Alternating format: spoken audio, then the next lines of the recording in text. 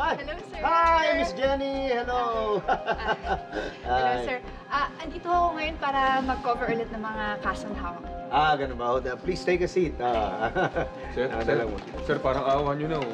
Palayain nyo na, ako. Wala naman akong kinalaman sa kaso nyo, eh. Anong wala? Ikaw ang prime suspect sa pagkamatay ni Rolando Diaz. Ano ka ba? Sir, ano ebidensya nyo?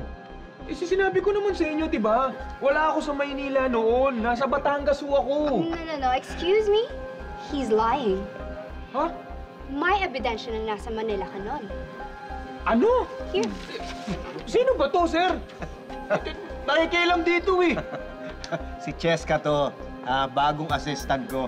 Tinutulungan niya kami sa pag-solve ng mga kaso dito. Kuya, sir, ano matutulong yan? Bata pa yan, Wala pang alam yan. Ay, huwag mong minamaliit ito. Ha? Gen Z yan. At ang mga Gen Z, maraming nalalaman.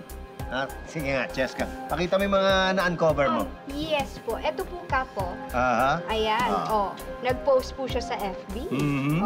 Ayan, ang dami. Teka, sandali. Hindi naman tayo friends sa FB, Yes po. Pero I added you kasi on my dump account. And now I can see all of your posts. Kita lahat. Ano nakita mo? At see, eto. Look at that. On the day na napatay yung biktima, etong ating suspect, nag-check-in siya sa Manila near the crime scene. At nag-selfie pa siya. So wala ka sa Batangas. Ibig sabihin, nasa Manila ka. Sir, okay ho. Siguro malapit ako dun sa pinangyarihan ng krimen. Pero, sir, ano bang rason ko para patayin si Rolando? Hindi naman kami magkakilala nun, eh. Ay, excuse me. He's lying.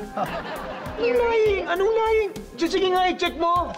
Hindi nga kami friends nun, eh. Yes po, pero nakatag po kayo sa photos ng victim. Magkasama kayo. And obviously, with that evidence, kaka-unfriend mo lang or unfollow mo lang kay Rolando. Ano pa to? Ito mga comments na to. Yes, ang dami niyang violent and negative comments sa last post ni Rolando. So napaka-BV, bad vibes.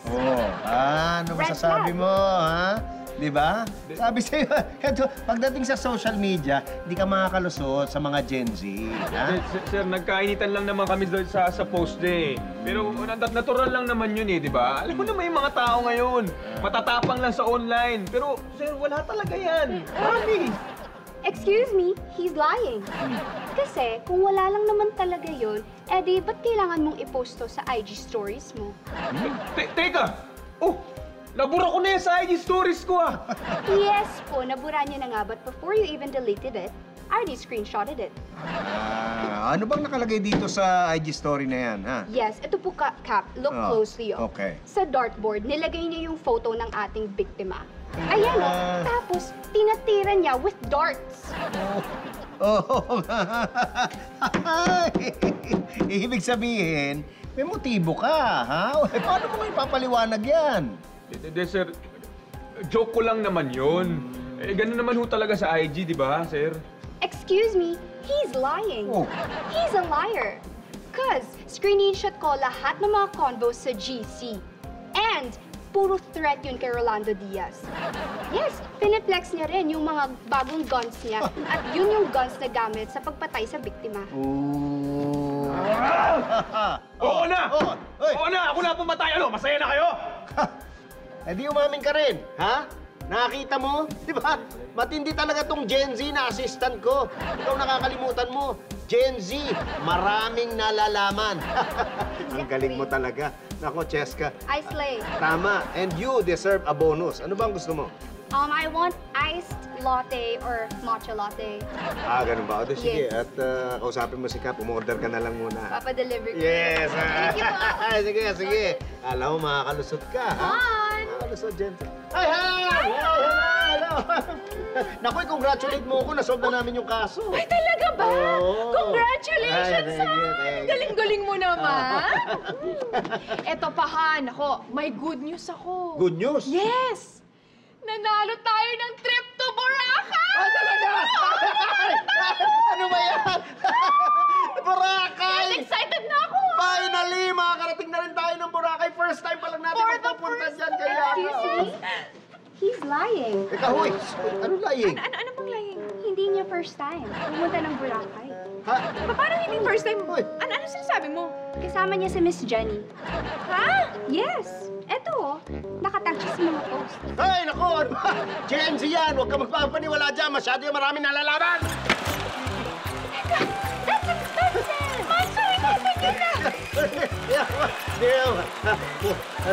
Wala kami ebidensya eh. Hari, ma'am! Ito na po, order niyo!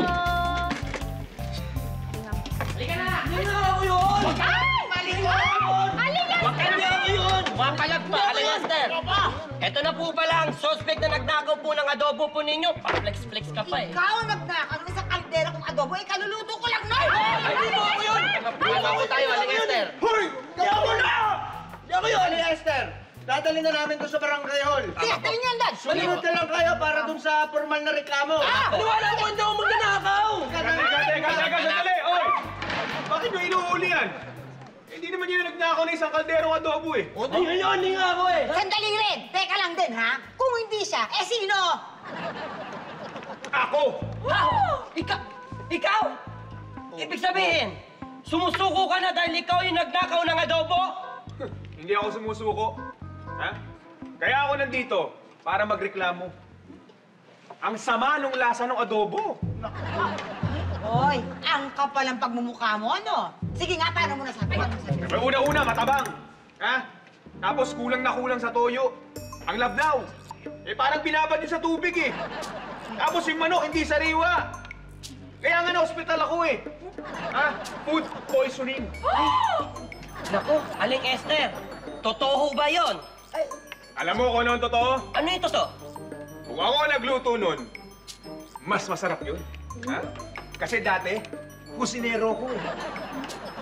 Kaya nga nagsisisi ako na ninakaw ko yung adobo na yun. Kaya ngayon, magdedemanda ako. Dedemanda ko kayo.